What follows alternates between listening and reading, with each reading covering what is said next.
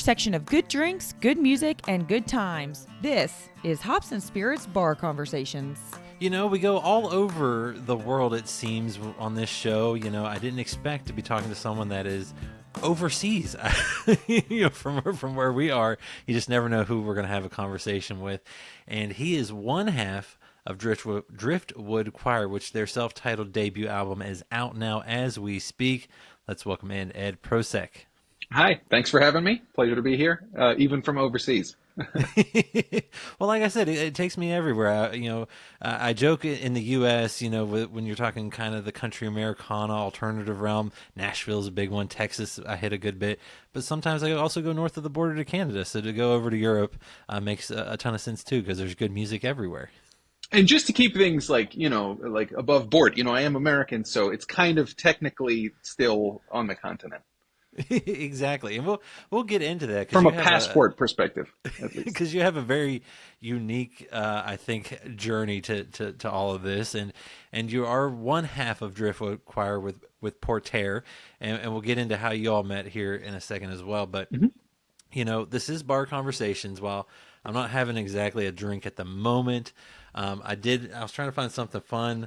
I got a whiskey blend, because you guys are doing a lot of fun things, blending different genres. A little Murray Hill from just a Magnus. What's your go-to drink these days? What's something you like to have?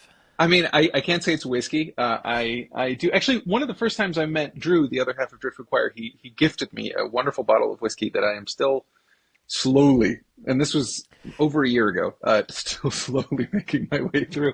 But I'm spending a lot of time right now out in this rural part of Western Germany where they brew fantastic beer. And there's this little town called Alpirsbach, not too far away, that are really famous. I mean, you can find the beer all over Germany, although it's a little obscure. But around here, it's the only thing going. It is the only show in town. And honestly, that. So Alpirsbacher is my go-to drink, and they do like a Pilsner and a Lager and a whole bunch of like winter stuff. It's German beer culture, and I am fully it makes sense over there, fully integrated in that regard. Well, I was gonna say that's not a bad thing. So are you then more just a regular, when you do have a drink occasionally, just a beer drinker, and say in the morning, are you a coffee guy, tea guy? What kind of gets you started? No, coffee, and we have great water out here, which I know is lame to say, but it's really one of those things, especially if you spend a lot of time in a city. You get out to the country, and then all of a sudden you're just sort of obsessed. Wow. Okay. And then you're getting older. But yeah, that and beer. Hey, beer's also water too, so it all makes sense. And yeah, you mentioned being an American. You're born in California, but now you call Germany home. How does one get from there to there? And I know you took a couple stops along the way as well. Well, my dad is Czech, and he escaped before the wall fell, and he emigrated to Canada first, and then to the United States. By way of Italy and maybe some other places. Like it was a long journey for him to get there. And I grew up hearing that story, and I grew up in Northern California, which is beautiful beyond any description. I mean, just, I still to this day, I was just there, find it the most magnificent place on earth. However, growing up hearing those stories of, him and his journey across the world, and then coming back after the wall fell when I was a kid and visiting all of those places that he told me about. We were here all the time when I was a little kid. It was the obvious choice for me. Where are you going to go? What is your childhood ideal of what, the world should look like? And that was clear. So he worked so hard to get there. And then we'll never understand why I just went straight back. But that's the beauty of the world we live in, that's possible. And, who knows? Maybe my kid will do the exact opposite and go back to the States. So who the hell knows? But I'm here now because it was deep in my blood to come back to Europe, and I love it. Well, and I was gonna say, you mentioned you met Portair, who Drew, is his actual birth name. But how did you two meet? Because you two kind of met I don't about a think year and a half ago. Drew Or is is it his Andrew? birth name. Sorry. Oh no, I was gonna say, but how did you two meet, and how did that come about? Because you guys have only known each other for what, less than 2 years or so? Yeah, less. Yeah, definitely. We met at the end of 2023. We met through our label network. I mean, he lived in Los Angeles. We have a million mutual friends in common. We had been related artists on Spotify for probably a million years and had literally zero contact with one another until Network put us in touch, our label, and I'm so glad they did. But he was coming through town because he is dating a German in Berlin, and he was coming through town from Los Angeles, where he was living, and we had he had some writing sessions, and we got together in my studio in Berlin, which we now share as our sort of Driftwood Choir studio. So, spoilers, and we hit it off right away and wrote Constantinople on our first day together before we had any idea of what was happening. I mean, all of this was more or less improvised. And we can get into the details of that later. But on the very first day, we wrote Constantinople, which consisted of a musical idea that I had been struggling really hard with for a while, and had written different iterations of maybe 4 or 5 times, which is always a really bad sign for me. For an idea that I really, really, I mean, I really loved the musical riff and idea behind Constantinople, but I had no idea what the hell I wanted to say. And I let Drew help me figure that out. And together, we were talking about history, and we were talking about all these different stuff. I think I had a book lying on the little desk in the studio about Constantine, and we started talking about that, who was the late Roman emperor. And we started talking about that, and then it just got infused in all of the ideas that we were writing about, and it just became this thing. And I realized, wow, we have the ability to finish one another's sentence, to understand the lexicon of singer-songwriterisms, and it just came off so well. And so then we did another one a couple weeks later, I think, and that was A Bad Dream from an Old Life. And then we started to look at each other like, hey, this could be a thing. We started to release these songs, and then, because it all happened so fast, and we started to really look at each other like, this could be like a real thing. Why don't we make this a thing? And Network also thought the same way, so we made it a thing. Well, and I was going to say, to go down that road, I mean, clearly that wasn't what you were expecting when you guys first got together to write and kind of work together, because you never really know where something like that may go. But what was it like to go down that path to create a project where both of you were, a part of it, and almost kind of give it itself a new identity and so forth? It's something I've been thinking about a lot. And it was something that, honestly, I had been either consciously or subconsciously looking for a while. When you do your own thing for a long time, or anything for a long time, it's like an engine or any kind of machine, or like a pipe. It gets covered in grit and dust and dirt and all of the baggage that comes with time and effort and mistakes and success or the lack thereof. And there's this wish then that's sort of there the whole time of like, God, I wish I could start again, not from scratch, but from something approaching scratch, with all of the information I've accumulated and a clean slate, and do things differently as a, slightly older person who knows more.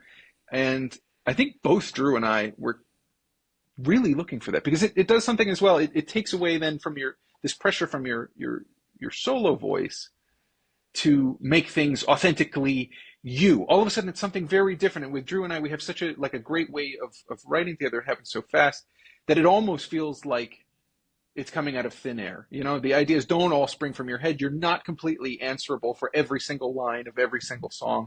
All of a sudden, there's this lightness to it. And for me, especially like since a lot of these ideas were ideas I'd struggled really hard with, like a lot of the songs on the album are failure ideas of mine that I thought had potential.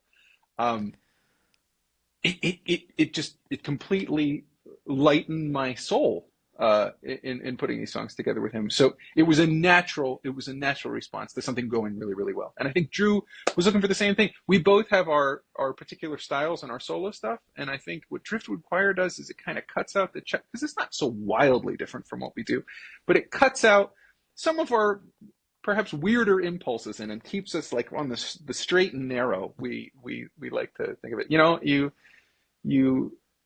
And you got to appreciate that. And it's one of those things. I'm so proud of this album because of the parts that I'm not completely answerable for, because of the things that I couldn't have done on my own. And I think he feels the same way, that it is a true collaboration in that respect. And it's funny too, when you look through the songs, I mean, it started off where I was doing a lot more of the production, and the arrangement side of things. And then by the end of the album, he was doing a lot more just based on simple like life things going on, and that also has an element in it. And then me listening to it and knowing which songs who had what sort of impact on, it's really fun to hear that shift in it. And so, I mean, the album is more or less chronological in the way that we released it, so in the way that we wrote it and did it, so you can sort of figure out for yourself who did what. But it really was like a wonderful experience. I was just talking to him this morning too. It's like, I'm sad. This is a happy day. I mean, I'm happy the album came out. I think it's fantastic. But I'm sort of sad that this first one is over, because it's just been so much fun to put together. And we can't wait to do the next one. So, Well, and two, I find it interesting. Like you said, you guys have your own individual identities, solo music that you put out. So where does the name Driftwood Choir then come from, and how did you guys settle on that? well, it's sort of a very literal description of what the band is. We both see ourselves as these human embodiments of driftwood, ending up on all sorts of different sides of the earth, always constantly moving, always constantly floating somewhere new and going with whatever tide is dragging us. I mean, he's from Australia. I'm from California. He lived in California, and of course we never met there. And then we meet randomly in Germany as the third or fourth destination for both of us.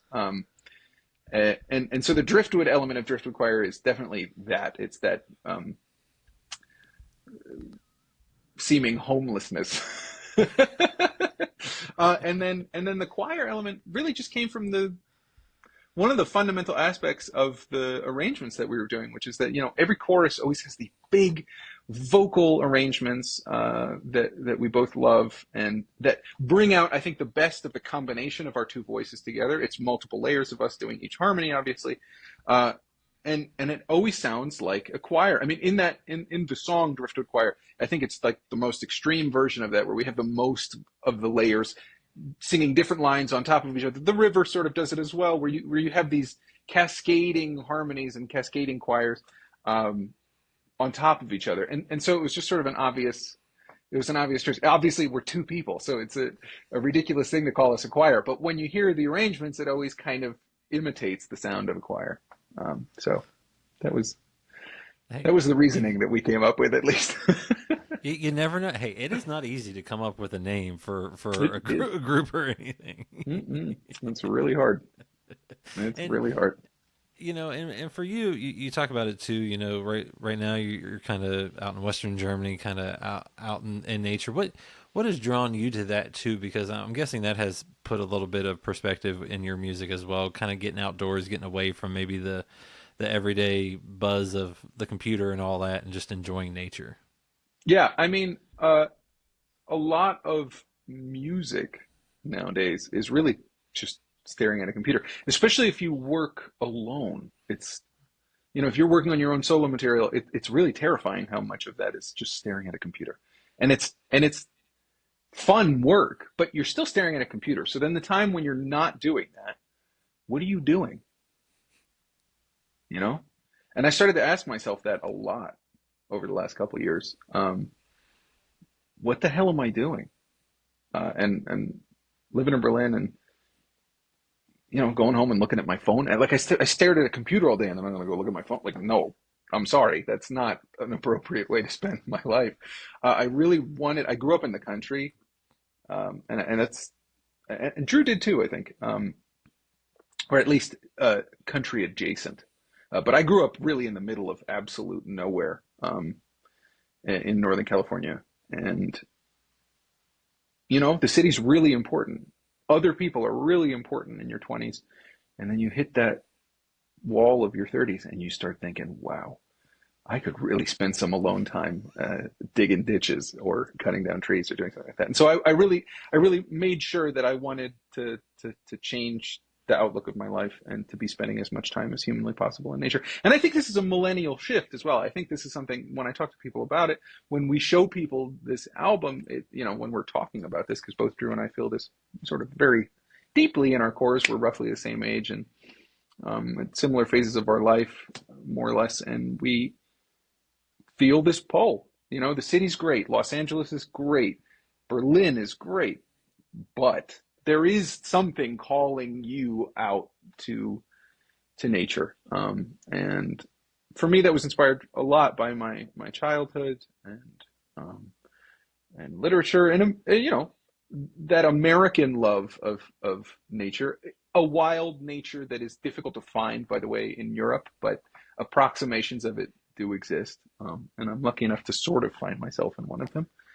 But it doesn't matter if it's organized, regimented nature or wild nature. Nature still has that incredible impact on your soul and on your mental health and on all of the things that are disturbed by, urban planning and city life and street noise and all the other things. So yeah, no, very, very big theme.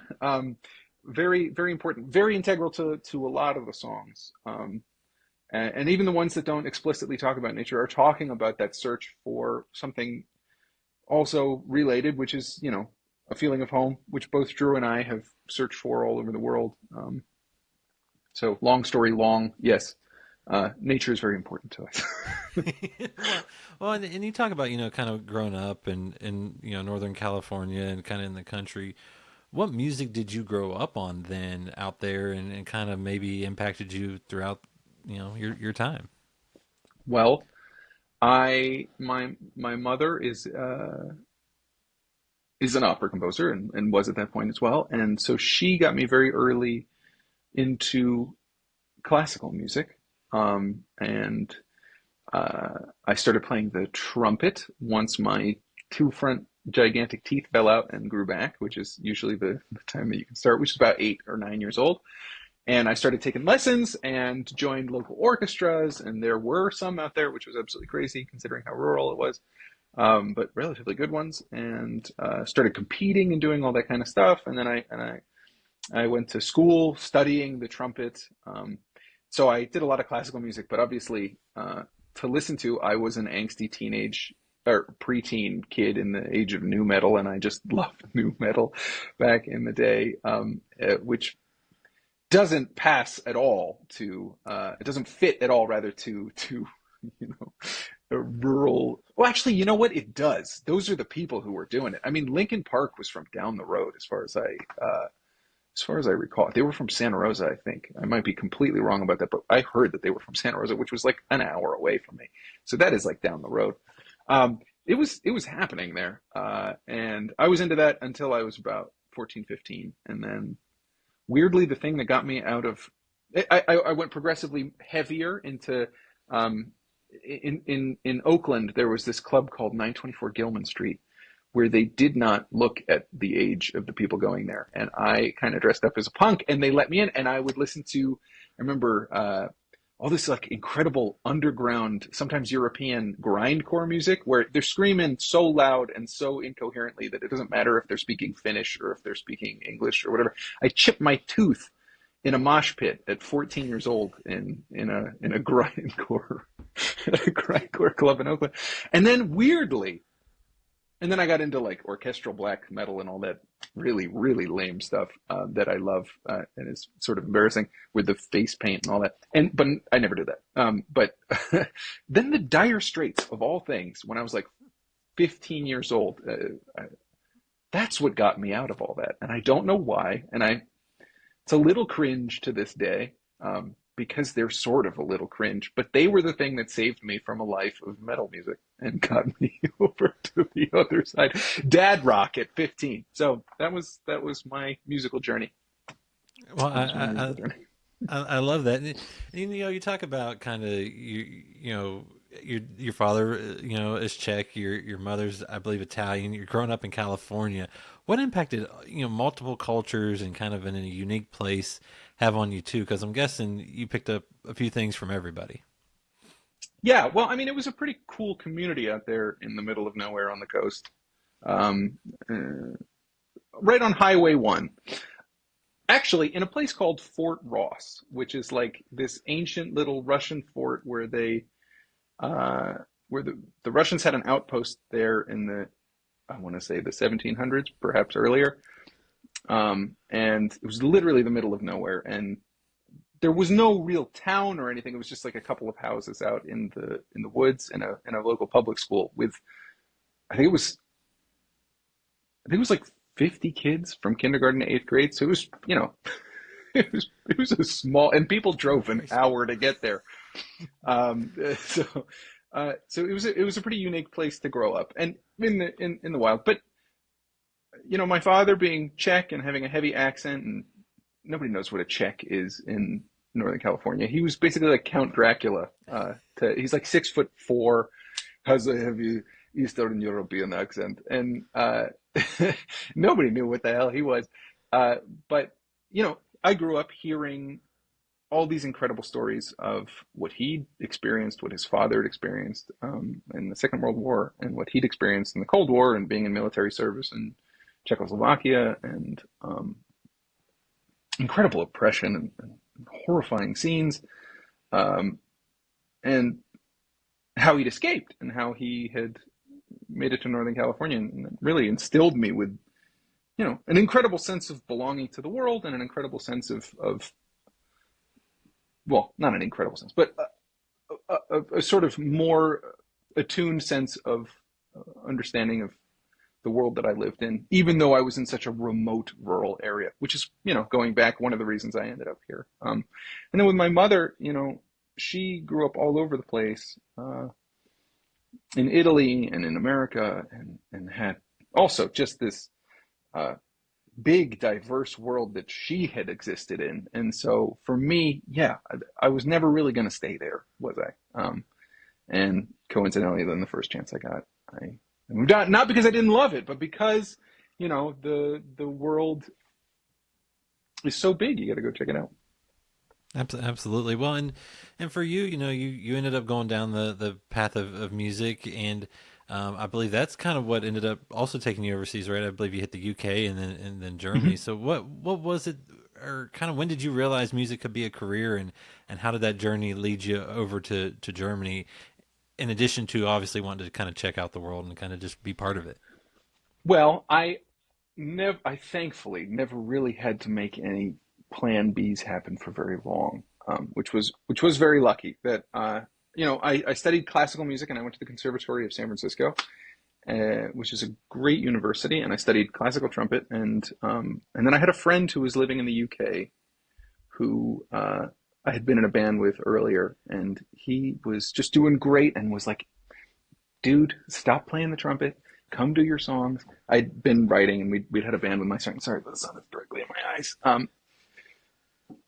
We had been doing this for ages, and he had moved on to the UK, and he built this life for himself, and he was like really wanting me to come join him, and so I did, and then things just kind of worked out quite quickly, straight out of university, where I got a big time UK ad for a cheddar cheese company. We got a song on there, and it sort of funded my year. And then the year afterwards, I signed my first publishing deal with BMG Germany, of all places, through my old mentor, a legendary producer who I met in the UK named Rupert Hine, who passed back in 2020, who was a super early believer in my songwriting ability, and a wonderful friend, and I mean, he was very, very accomplished. He produced Tina Turner and Krista Berg and a long list of famous 80s albums. And in his later years, he started a little publishing cooperation with BMG, who then signed me. And that was my first entry into Germany. I actually had not really any contact whatsoever, but in coming here and going to Berlin on tour the first time, and no offense to the UK, seeing how wonderful it is in Germany, I sort of immediately jumped ship and moved over here. And it was like such a natural fit. I never looked back. And I've been here for 10 years now. I speak German. I'm married to a German. I'm a little too integrated. But it happens slowly. Well, and it's cool to see kind of how your journey has gone, and part of that was, like you said, you were able to release music as a solo artist, several EPs to great reviews and acclaim. What was it like crafting those projects, kind of, because you've talked about it, it's a little different when it's you, and especially if you're the one that's kind of also doing the majority of the writing and things like that. Yeah, well, it's very different. So I think I can best describe, both Drew and I now, once we're done with Driftwood Choir, are going to go off and work on our own solo projects. And so it's exactly what you're describing, getting back into the swing of things on your own and missing that input of the other person, at least from my perspective. I can't speak for him if he misses me. But yeah, it's a very different process. You're responsible for so much of the quality control and the meaning, and then it has to mean something definitely specific to you. And I think my songwriting has undergone a lot of changes over the years, where I used to write a lot more from the hip, so to say, where I would write without a specific thought in mind and then come to a realization of what it was that I was trying to say. And so it was basically my subconscious talking back in the day, which is something you cannot do with somebody else. I mean, that doesn't really work at all. Even if you write non-specifically in the way that Drew and I do, I mean, we don't sit down and say, okay, we want to write a song about X. We just sort of start writing and we see where we go. It is a little bit like that. But with someone else, you're always a little more on guard. Whereas when you're completely alone, weird stuff comes out. And that stuff tends to be a reflection of not only what's going on in your life, but what you truly think, what you might not be even willing to verbalize to the people who it's talking about. And so that was really interesting to see in my work before this, how much of it was very much my inner monologue trying desperately to get out and be public. And from that, I've slowly changed. And I think the next album I'm doing is something where I've really thought about all the songs beforehand, of not what I want to say, it's not so organized, but I put a framework around what I'm trying to say. And I make sure that I'm really trying to say something that is worth saying rather than just talking. And for me, that's really important. I mean, there's a million differences, but I think the lyrical content, I think the where the songs emanate from is something that is a really big change from working with other people to working alone. Well, and working together with Portair and Driftwood Choir is able to put out an album, like you said. When we're talking, it's Happy Release Day. So what can Sorry, I'm folks just expect? messing with my blinds. No worries. I was gonna say, Sun is what can there we go. folks expect though when they get to check out Driftwood Choir's album? What can they expect? They can expect some of the best songs I have ever written in my life, recorded and produced in a way that I am more proud of than anything I've done before. I mean, it's completely changed the way that I look at my own stuff. It's completely changed the way that I'm doing the next stuff. It is the thing for me that I look at and I say, wow, this is a great representation of not only Drew and I as songwriters, but as me as a songwriter. I'm proud to look at it as a reflection of myself as well. And I think all of these songs stand on their own without question. And I think that the productions and And the arrangements as well are just, really tastefully done, really nicely done. Yeah. Anyway, sorry, I'm gushing over my own work, which is really embarrassing. But yeah, and today is the only day I'm allowed to do that. After then, I'm not allowed to do that anymore. But I am very proud of this. Well, and I think too, I was reading where you mentioned this album is about change, especially as your life has changed. You talked about your marriage, you had, and living in Germany and things like that. So how can you explain kind of how the album goes along with that change with you and everything? Yeah, I mean, for me, one of the big changes was getting married and spending more time in nature. The specific change is almost irrelevant. It's that moment where you wake up and you realize, well, things have to change. I need to change the course of my life. I need to do that. A lot of these songs talk directly about those pivotal moments, which we all have. And it's one of those things that, regardless of how specific it is to me, life gives you these opportunities sometimes if you're looking for them. And it's always a choice that you have to run with them. They're not always good opportunities, right? Some of them are dead ends. But you have a limited amount of energy, and you have to choose wisely of what you're going to expend that energy in doing. And I think, the momentum you can build up with that energy is the thing that gets you somewhere new, gets you to a place that hopefully you're happier with, gets you to a position, gets you to a job, or whatever it is, a house, a new location. As somebody who's moved around a lot, that's very important. Finding some kind of home. And I think for both Drew and I, that's really the thing, that it's like, if you move around a lot, you do always wonder, where the hell am I going to end up? Like, what is that? Where's that feeling that I had as a child of comfort? Where is that going to be? And you have to sort of choose one day to have that. I mean, if you don't move, which I'm not bashing at all, but if you don't move, it's much easier. But if you do go to another continent or the other side of the world, you have to decide one day, hey, I like this enough that I'm going to just build my life here. It doesn't just happen. It feels totally unnatural. You sort of have to convince yourself and delude yourself into believing it, which is what every aspiring successful musician is the best at: self-delusion and and lying. So yeah, that plays heavily into it. Well, and then for you to be able to just share these songs out now, I'm like you said, it's a pretty special time, but also I'm guessing you've been able to share these songs in other ways by being able to perform them. And what's the best part for you about being able to play these songs, or just music in general?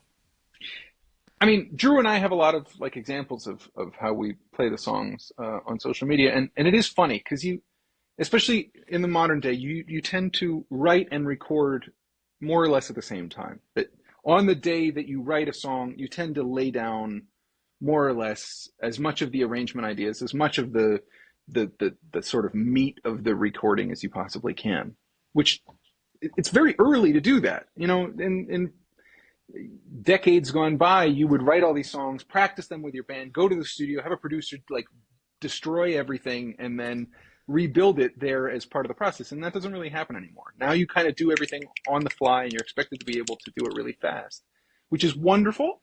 But then it does lead you sometimes to, when you come to do the performances of the song, realize either something completely doesn't work live, or just reimagine the song altogether. And that in its own way is a really wonderful experience. It's like rearranging the song for the first time. It's like arranging the song for the first time. It has this feeling of, oh, I get to see this song now from a different perspective, from a sort of, let's say, a realistic perspective of what we could achieve. And then you make compromises and you change things and you say, okay, well, maybe this guitar line that we can't do here because we don't have enough hands wasn't as important. So let's try to integrate it into a completely other part. And it completely changes the song sometimes, right? The things that you base the entire recording off of sometimes don't even make it at all into the live version, and it doesn't suffer. I think that's fun. I mean, I love arrangement. It's one of the things that I love the most. And so working these things through. You have a recording to go off, you have the sort of memory of the song, you have the memory of what it felt like to write it. How do we capture that in a live performance without trying to stay, for some reason, completely married to the recording? Any opportunity, though, to rearrange things is always something that I get excited about.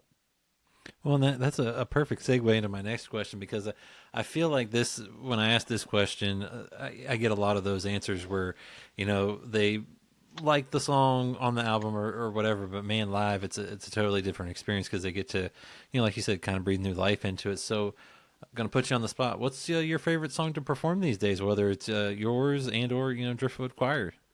Oh, I'm still on the kick of playing with Drew. One of my favorite ones to do live, for exactly the reasons I just described, is Constantinople. That it was the first song that we recorded together and wrote together, and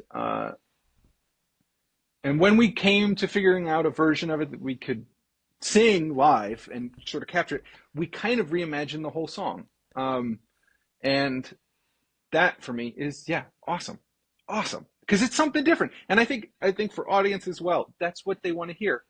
If they wanted to hear the recording, they would just listen to the recording. If you go to a show, if you see a video, if there's any kind of like new performance of a song done, it should be different. It should expose a different side of the song. And this goes back to my old mentor, Rupert. At the core of any good idea, it has to be the song, right? The song has to be good enough to stand up in multiple versions, stand up in multiple scenarios, in different arrangements, as small as possible and as big as possible, because the song is supposed to be good. It's not supposed to hide behind any fancy trickery or anything like that. It should just be compelling on its own. And that comes from saying something. Mm-hmm. And that is definitely something that I aspire and Drew aspires to do with every single thing that we put together. And I think we pulled it off. Well, no, and I love that, and I think you hit it perfectly. It's another way that when fans come to see you, they get to see something a little special as you rearrange things and give them something to look forward to. And you gave them an album. Driftwood Choir is out now. So what else can folks expect from you in 2025? I mean, we're only a couple months in, so you still got a lot of year left. We got a lot of year left. So as I said, Drew and I now are going to go do our own solo stuff. So we're sort of shelving a little bit of Driftwood, not shelving, that's the wrong word, but Driftwood Choir is going to stand, the album Driftwood Choir is going to stand as a testament to the last year. We released this piece by piece. So the last year has really been consumed by Driftwood Choir. And we're on this schedule now where we get to go off and do our own solo stuff and then come back at the end of that solo stuff and do more Driftwood Choir. So we're making constant new music. And now we get to have this two-sided element to it, which I think is really important for our solo work, for sort of, what's the word? Yeah. Bringing out the most us version of our own solo work by having Driftwood Choir be our outlet for whatever other quirky stuff we want to say. And so I think, what's going to come out in 2025 is a lot of solo material. Obviously, some exciting things that are coming up very soon for Driftwood Choir that I don't think I can announce yet. Ooh, good tease. That's a good tease, though. Yeah.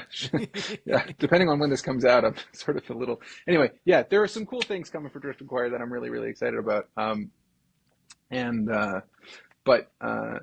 The next thing that's really on the cards is Drew and I are going to go make our solo album. So I'm already working on mine, and I know he is as well. And then we get to come back and do this all again. I was gonna say the album's fantastic. I've enjoyed it. The Rivers, I think, my favorite one off of it. Me too. And good choice.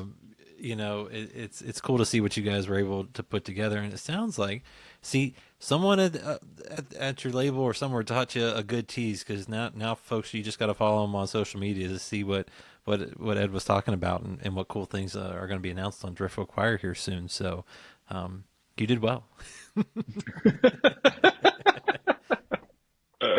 That makes me happy. But Ed, man, thank you for taking the time. I know it's a busy day, as the album is out now, and life also gets in the way sometimes with things. So I appreciate the time, and thanks for the chat and making some good music.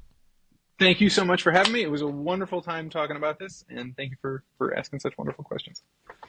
Find more from Hops and Spirits at hopsspirits.com.